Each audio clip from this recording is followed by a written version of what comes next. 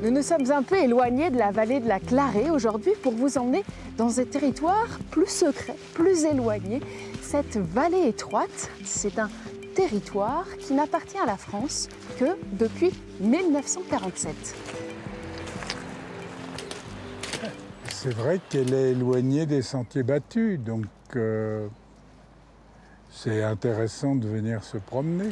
C'est la première fois que je découvre. Ouais, oui. C'est calme.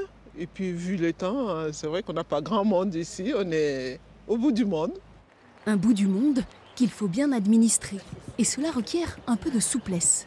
C'est un territoire qui a été donné à la France en 1947 en dommage de guerre. Donc effectivement, il faut organiser tous les services. Alors, pour le réseau téléphonique, vous devrez faire le 0039. Ah oui, là, comme on n'est si pas en vous, France. voilà, comme si vous appelez en Italie. Et le courrier, par exemple, le facteur, il vient de France ou d'Italie? Alors non, le courrier vient de France et est distribué à Névache. Donc il faut aller le chercher à Névache de l'autre côté de la vallée.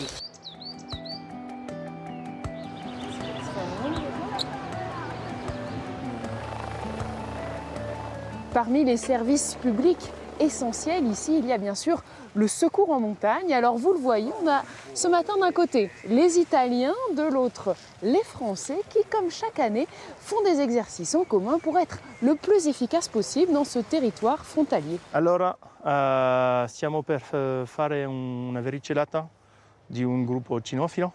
Andrea doit être héliporté par les gendarmes français avec son chien, spécialiste de la recherche de victimes. Per la sicurizzazione dentro l'elicottero, poi durante la vericellata, il meccanico la ritira. Ça arrive quelques fois dans l'année, on va dire 3-4 fois dans l'année, où ils nous demandent de l'aide, parce que l'hélico ne peut pas décoller de leur côté ou autre souci, météo. Et donc ils partent déjà à pied, nous on les récupère, et s'il y a besoin de les récupérer en treuillage, au moins les techniques sont mélangées, enfin voilà. Et sur la frontière, personne ne craint la pluie. Manœuvre réussie. C'est pendant l'hiver surtout, en cas d'avalanche ou en cas d'opération de recherche de personnes. C'est capital que l'on puisse collaborer. En tout cas, aujourd'hui, c'est une expérience très positive. Dans cet entre-deux géographique, un lieu accueille presque toute l'année. Alors, tout va bien? Je crois qu'on t'a pas mis un quart d'heure. Merci. Au refuge, le gardien Ricardo et sa famille sont les seuls habitants de la vallée étroite. On a vécu pendant longtemps ici toute l'année. Donc mon fils, il s'est tapé toute la maternelle à motoneige. Je te garantis, il est devenu un dur. Qu'est-ce qui vous plaît dans cette vie? Je suis plus français ou plus italien. Parce que ça fait quand même un moment que je suis là. Mais oui, mais c'est beau de partager la vie sur le deux plans, tu vois, ça me plaît, quoi. Quand je descends à Bardo, Bardonnec, on me dit voilà le français qui est arrivé. Et quand je descends à Névache, je me dis ah, l'italien est arrivé. Donc parfois je ne comprends plus rien.